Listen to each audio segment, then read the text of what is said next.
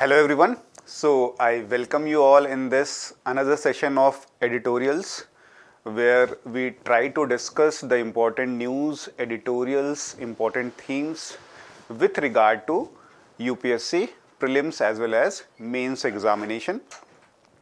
So we usually discuss with news related to economy and agriculture. So I again welcome you all. First of all, a very happy new year to all of you. May this year your all the dreams, your all the things become possible for you. So the things we are going to discuss in today's lecture, the four themes which we are trying to discuss. First is related to wealth tax, why it is necessary now, or what are the logics, reasons which have been put forth for the reintroduction of wealth tax in the country. Then again, important article was there on stubble burning, and it has provided some measures to deal with the topic of, or to deal with the issue of stubble burning, which usually comes into the prominence during this winter season when the regions around the Delhi NCR faces high degree of air pollution. Another important theme which we have chosen is circular economy, we will see, and the concept of the week, which is purchasing managers index PMI. So these are the four important themes which we are going to discuss in this session. So let us begin. Let us start with the first theme of the day, and it is regarding the introduction or reintroduction of wealth tax in India. So this was a news which was there in the Live Mint article. The major crux or the major important theme of this editorial is why India need to reintroduce the wealth tax and why it should do it now. All right. So the major theme is for the introduction or reintroduction of wealth tax in the country, and why we need to introduce the wealth tax in the country. It is because of different reasons. It is because of different reasons. So some of the important and pertinent reasons for reintroduction of wealth tax in the country would be to increase or enhance the physical capacity of the government, because the government in the country has limited resource in their hand and they have to use it on various headings. All right. So one of the things which reintroduction of wealth tax can do is it can increase the physical capacity, which is at this moment is limited, of the government. So resources of the government is limited. If we start the wealth tax in the country, it can enhance the resource capacity of the government. Second, if we talk about tax to GDP ratio in the country, or especially in India, it is very low in comparison to vis-a-vis to similar economies. So it is somewhere around 10%. So wealth tax can be used to widen the tax base, which will lead to increase in the financial resources of the government. So at present, tax to GDP ratio is low. All right. Another very important thing which you need to consider is wealth tax is direct tax. Wealth tax comes under the direct taxation. All right, and we all know that direct taxation is progressive. It is based on the ability to pay, which is not with the case regarding the indirect taxation. All right. So another theme is it's based on ability to pay, since it's a direct taxation, and if we increase the indirect taxation, which is regressive in nature, more burden can come on the poor people. All right. Another thing is to fight the inequality of the wealth.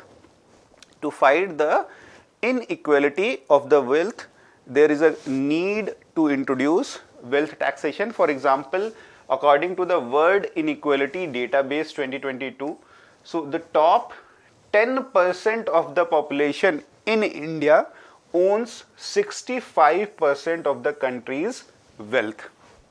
All right. So if you try to map it, let us say this is a population and this is a asset owned by them. So top 10%, this is population and this is asset owned by them or wealth owned by them. So top 10%, all right, owns the 65%, almost 65% of the wealth they own, and the bottom 10% only owns the 6%. All right. So they only own the 6% of the wealth. So to fight this wealth inequality which is present in the country, there can be a concept of wealth taxation. Another very important point which you should remember is that government has reduced corporate tax, all right, corporate tax in the country at a substantial level from 30% to almost 22%. This was done with a view that it will give enough impetus to the private investment in the country by the large businessman of the country. However, this cut in the corporate taxation has not resulted in significant investment in the domestic economy. So this is also one of the case that where government is thinking that if we lower the corporate taxation, it will provide impetus for the private investment in the country, but this has not happened as per the wishes of the government. All right. Another thing is to fight the unemployment, to fight the jobless growth which the country is experiencing, what we can do is we can introduce the wealth taxation in the country. So to provide activities which provides for employment growth, employment generation, as well as to curb this phenomena of jobless growth in the country. Another very important thing is if we are going for wealth taxation, it will increase the financial resources of the government which they can utilize through their fiscal policy. For example, government can go for the plans for the more investment in agriculture, manufacturing or services sector. Also, government can provide enough investment, public investment on essential services like health, like education, which is low at the moment. So these are different reasons why there is a need to reintroduce the wealth taxation in the country. Moving on. Now, if we see the different forms of wealth taxation, so what we can see is it can comprise of property tax, it can comprise of inheritance tax, it can comprise of gift tax, or it can comprise of capital gains taxation. All right, capital gains taxation. Now, in India at present there is no wealth tax. Earlier it was present, but in 2015 it has been abolished by Arun Jaitley, our former finance minister. So at present also there is no inheritance tax in the country. Alright, there is no inheritance tax in the country. Also, the gift tax and the capital gains tax, for them the base is very low. Alright, so there is no significant amount which is there from them. So, gift tax and capital gains tax. So, at present we are not having any wealth tax, that is meaning that wealth tax levied on the wealth gains of each year. Alright, so what can be the way forward? What can be the way forward in terms of wealth taxation? So, India may see or go for wealth taxation which is progressive in nature and which is based on annual wealth increase of an individual. Annual wealth increase of an individual. Another very important point which is mentioned or highlighted in this editorial is it can go for one time solidarity tax. Alright, solidarity tax on wealth which have been used by the different Latin American countries to tax the ultra rich people or those people whose wealth have increased substantially during the COVID time. Alright, during the COVID time. So, one time solidarity tax on wealth in post COVID budget, that can be one possibility for the government to increase the wealth taxation in the country. However, it must be noted that very well framed policy should come out, or else policy uncertainty or any doubts regarding the policy should not be there, otherwise it may hinder the investment scenario in the country. So, this is related to wealth tax, the issue of wealth tax in the country. Let us move on to the next topic.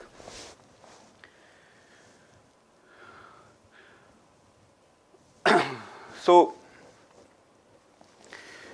at present the winter season is going on, and those people who are residing or living in the Delhi NCR region, they should see the resurgence or increase in the air pollution or deteriorating quality of air during this period each year. This phenomena is there each year, and one of the major culprit or one of the major reasons of deteriorating air quality or rising air pollution in the Delhi NCR region is stubble burning.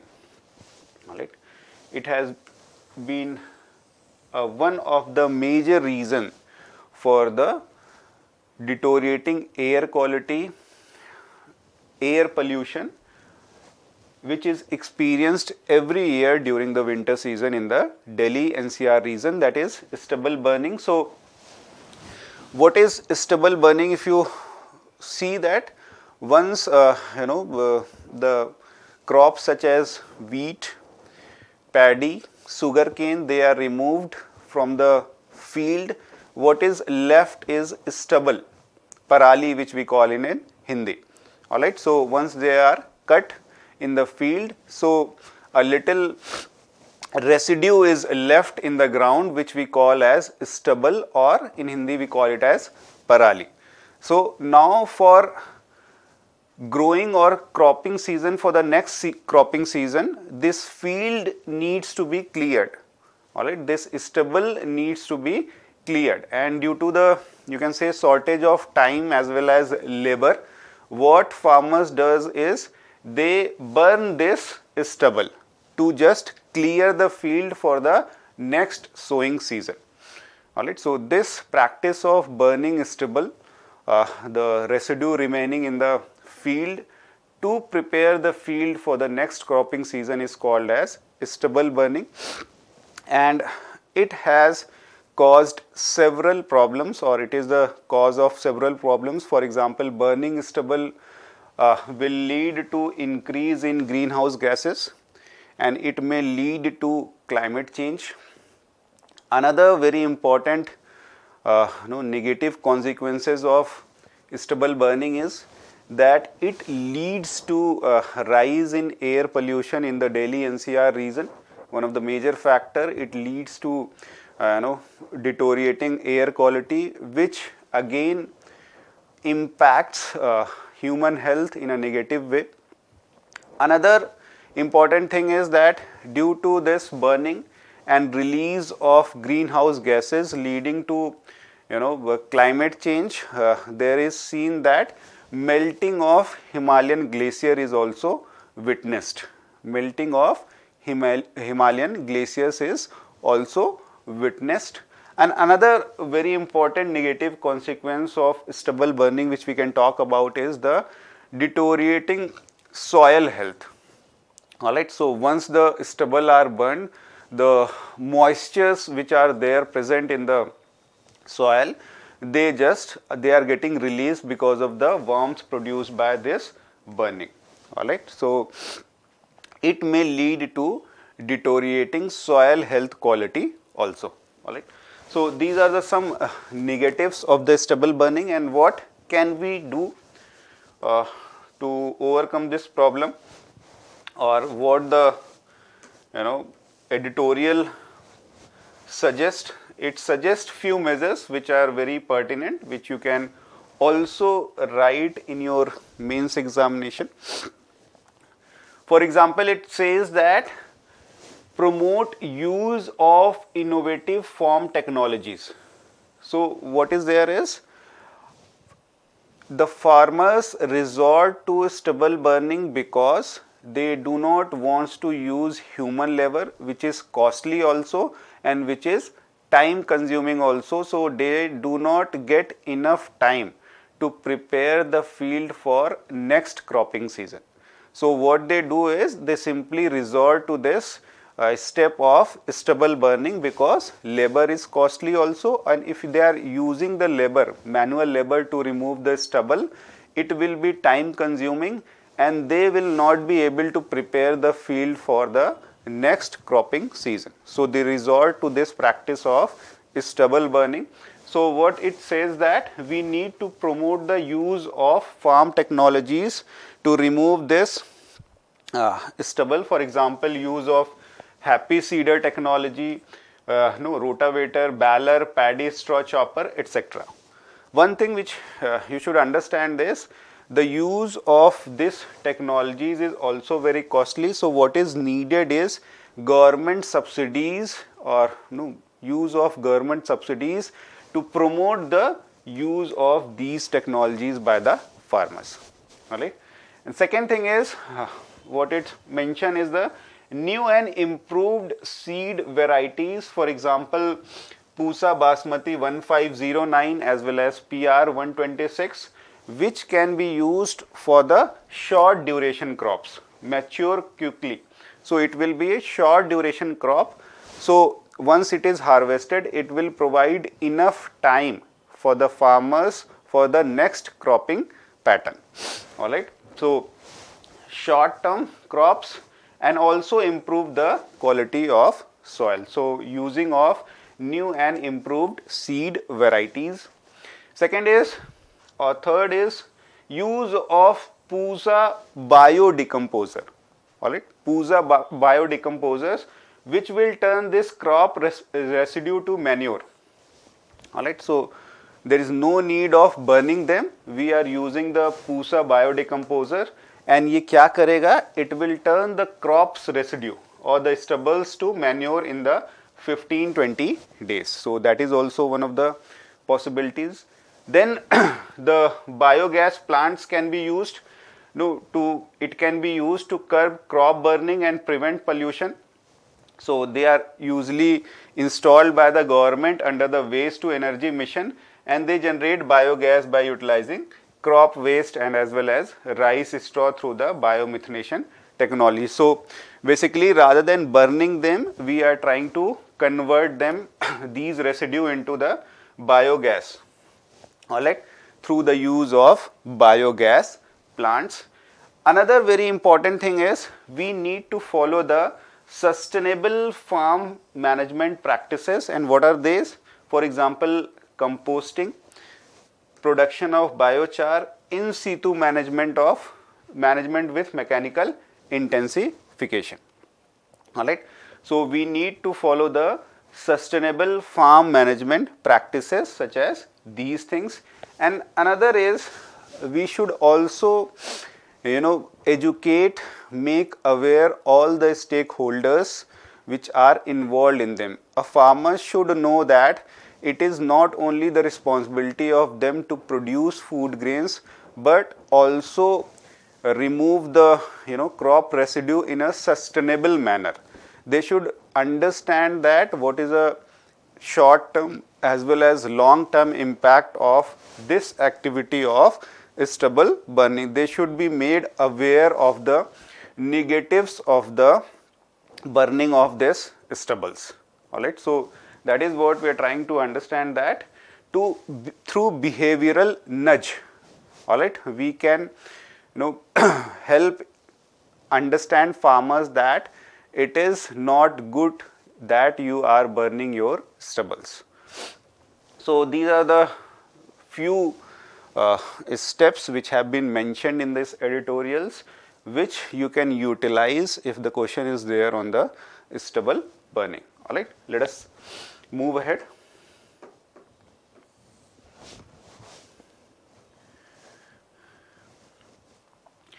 Another very important and pertinent topic which is there in the news is circular economy. So as you are aware that COP27 was recently concluded in Egypt, and one of the topic which has been brought out in this meeting was circular economy to mitigate the carbon emission. So it is one of the ways to reduce the emission of carbon, which can help fight the climate change. Circular economy, in a very simple language, it promotes maximum uses of the resources which is there present to minimize or to reduce the wastage to minimum level possible. Alright. For example, if you see, so in case of linear economy, what you are trying to do, so we have linear economy, we have recycling economy, and then the last version is circular economy, where we are trying to reuse all the whatever waste is there, we are trying to make reuse of it so that minimum wastage are produced at the end, and it is a kind of circular economy where we are producing, using, and then reusing the wastage. So if you see here, in case of linear economy, it's a kind of linear, the path moves in a linear way. We are taking it, we are producing it, and then using it, and then we are it is going to waste. In case of recycling economy, some of the use and some of the waste are being recycled, alright, but however the amount of waste is being generated, even though it may be lesser than the linear economy. So circular economy take this concept to another level, where we are trying to say that we take, we make, we use, and then we try to recycle it, we try to repair it, we try to return it, we try to reuse it, so that there is minimal or no wastage in the economy. Alright.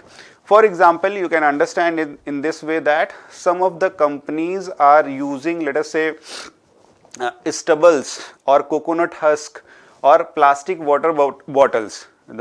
They are recycling these waste to manufacture shoes, alright, to manufacture shoes. So what they are trying to do, it is one of the examples of circular economy, where the waste or the is again being reused to produce thing which is again being used.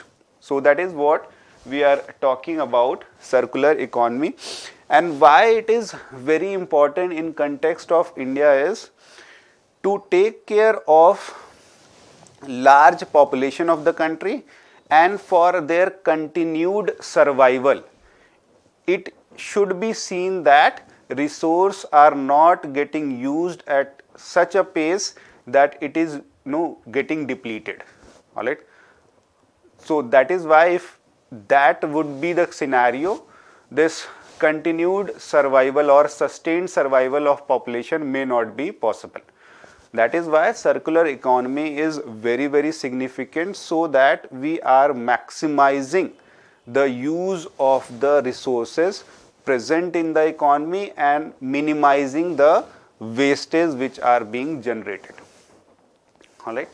So if we see what are the government steps to promote the circular economy. So government has taken a lot of steps to promote this circular economy or resource efficiency. For example, battery waste management rules 2022, it has been there. Then plastic waste management rule as well as their amendment in 2022. Then e-waste management rules are there, to minimize the e-waste. Then actions have been formulated across 10 sectors. For example, electronic waste, lithium ion, and all those things, how to deal with the end products. And then very recently the ban in single use of plastic. So government is doing their bit, to promote the circular economy. And if we talk about the way forward, so every policy is as good as it is implemented. So it should be ensured that these policies are being implemented in letter and spirit. Also, some of the framework on circular economy, all right, framework on circular economy government can bring about, which should talk about what is circular economy, what constitute or what percentage of recycling will constitute circular economy, and every industry should understand their responsibility that they need to go for circular economy. Also, the industries or the firms which are going or doing their bit in this circular economy need to be incentivized also. So those are the things which can be done or which should be done to promote the circular economy, which is very, very important for continued survival as well as thrival of the huge population in the world. All right. So let us move ahead.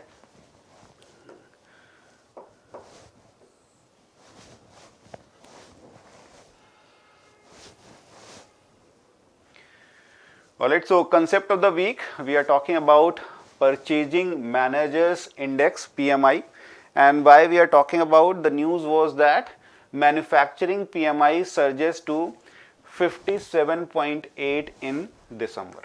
So this value have surged to 57.8 in December. So we will see that. So what is Purchasing Managers Index? So basically it is an index to gauge the business activity in the country. PMI is an index to gauge the business activity or to gauge the services also.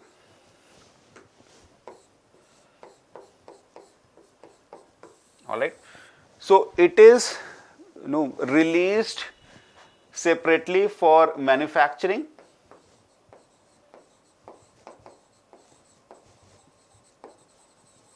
and it is released for services. All right. So which or who releases it, from where it is released? So it is released by a Japanese company Nikkei, and the datas are taken by the market. All right. Datas are taken by the firm market, whose name has been recently changed as S&P Global. All right. So Purchasing Managers Index is an index to gauge the manufacturing output as well as to gauge the services in the country. Basically it is a sentiment which to see that what is going to happen in the next month. Alright, so it is one thing you should be very clear that it is not an actual production, rather than it's a kind of only you are making a guess, okay, this is going to be there. Another very important thing which you should understand is the value. Alright, the value. So base is what we take is the value of 50, alright, the value of 50. Anything above 50, alright, for example 51, 52, 53, anything above the value of 50 will ensure or will indicate the expansion in business activity.